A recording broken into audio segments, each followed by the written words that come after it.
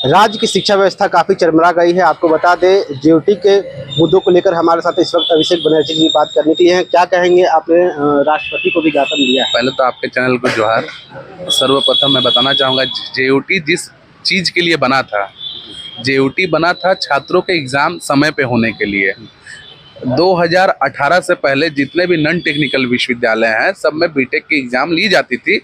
Result समय पे नहीं आता था, सेमेस्टर डिले होता था, वहाँ पे कोई रूल रेगुलेशन चेंज करने के लिए हमें समय बहुत लग जाता था। तो इसके लिए हमने ही टेक्निकल यूनिवर्सिटी का डिमांड किया था। हमारे डिमांड के बाद 2015 में ही नियम ऑर्डर हुआ कि यूनिवर्सिटी बनना चाहिए, बनना शुरू हुआ। 2018 से पढ़ाई शुरू हो गया वहाँ पे।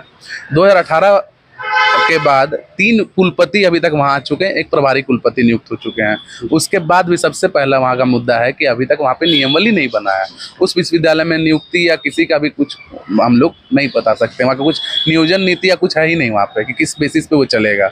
वहाँ पे 93 पद है टोटल सीजन, उस पे से मात्र 1 कुलपति का ही पद जो होता है जिसका नियुक्ति होता है या प्रभार पे आते हैं। उसके बाद कोई भी अधिकारी जो आते हैं वो किसी न किसी के रिकमेंडेशन से ही मेरे ख्याल से आते हैं, क्योंकि 90% जो नियुक्ति होती है वो BIT सिंदरी से होती है। आप देख सकते हैं यहाँ पे टोटल 17 बीटेक कॉलेजेस हैं, इंजीनियरिंग कॉलेज झारखंड में, और 48 डिप्लोमा कॉलेज है। उसके बाद भी नियुक्ति एक ही कॉलेज से क्यों, ये सोचने वाली बात है। मैंने 8 अप्रैल को इस मामले पे एक लंबा चौड़ा लिख के ज्ञापन लिखा। सारे शिक्षाविद, वो आपके झारखंड के भी जितने हैं सबको, राष्ट्रपति भवन, प्रधानमंत्री कार्यालय, जितने भी थे सबको मैंने मेल किया। उस पे से AICT ने मुझे जवाब दिया। AICT ने UGC ने हमें जवाब दिया। UGC ने मेरे को जवाब दिया, और साथ ही साथ वहाँ के असिस्टेंट रजिस्ट्रार को भी मेल किया कि इस मामले को संज्ञान में ले। उसके बाद राष्ट्रपति भवन से भी मामला को संज्ञान में 11 अप्रैल को लिया गया, जिस पे अलका तिवारी मैम को टैग करके लिखा गया कि इस मामले को संज्ञान लेके उचित कार्रवाई और उचित निर्णय लिया जाए। उस पर लेकिन अभी तक नहीं लिया गया, क्योंकि मुख्यमंत्री, हमारे माननीय मुख्यमंत्री विदेश दौरे पे थे, तो साथ में मैम भी गई थी। तो अब बहुत जल्दी हम लोग एक टीम का गठन करके मैम से मिलेंगे, और साथ ही साथ हम लोग सुदीप कुमार सोनू से भी मिलेंगे, क्योंकि उच्च तकनीकी शिक्षा वही देखते हैं।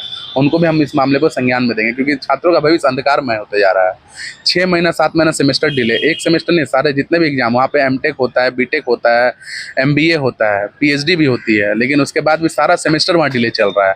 अभी वर्किंग प्रोफेशनल एक कोर्स वहाँ स्टार्ट हुआ है, जिसका 1 साल से अभी तक एग्जाम नहीं हुआ है। आप सोच सकते हैं, तो फिर कोर्स स्टार्ट करके क्या फ़ायदा है? जो जॉब कर रहे हैं उन लोग के लिए एक कोर्स स्टार्ट किया गया कि आप जॉब कर रहे हैं तो सेकंड टाइम में आके आप पढ़ाई करके आप डिग्री ले सकते हैं, लेकिन वो कोर्स का अभी तक 1 साल होने जा रहा है, अभी तक एग्जाम नहीं हुआ है। सोच लीजिए, वहाँ का जो रिजल्ट होता है, आप देखिएगा 10th 12th का भी, जो अभी 10th पास किए बच्चे, उनका रिजल्ट ऑनलाइन आपको दिखेगा, लेकिन वहाँ पे आप जाइए, वहाँ का जो रिजल्ट है वो मेल पे आता है, कॉलेज को मेल किया जाता है।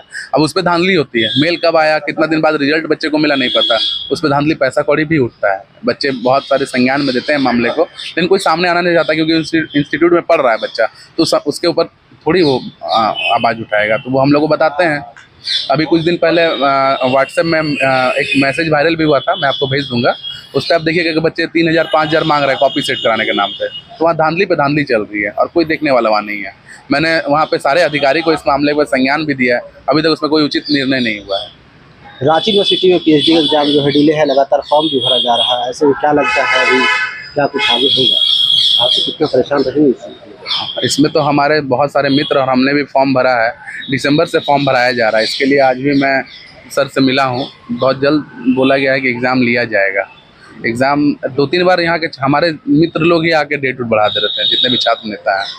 तो कुछ ना कुछ होगा मामला, या फाइनल ईयर के एग्ज़ाम नहीं हुए होंगे इसलिए बढ़ाया जा रहा था। अब बोला गया है बहुत जल्दी। और कंट्रोलर भी नियुक्त नहीं थे, प्रभारी परीक्षा नियंत्रक थे, अब कंट्रोलर मैम नहीं आई हैं। अब वो भी काम को थोड़ा दिन समझेंगे, उसके बाद ही एग्ज़ाम करा पाएंगे। एक आखिरी सवाल रहेगा, राज्य के जो युवा हैं वो सड़क पर हैं लगातार। जिस तरह से बेरोजगारी चरम सीमा पर पहुंच गई है, और लोग युवा जो है लगातार आंदोलन भी कर रहे हैं, इसे आप कैसे देखें? हमारे माननीय मुख्यमंत्री इसके ऊपर ध्यान दे रहे हैं। जल्द से जल्द इसमें संज्ञान में लिया जाएगा। अब तो वैकेंसी भी बहुत जल्दी आने वाली है, आप देख सकते हैं पेपर के माध्यम से, और हर जगह संज्ञान लिया जा रहा है मामले को। बहुत जल्दी वैकेंसी लिया जाएगा।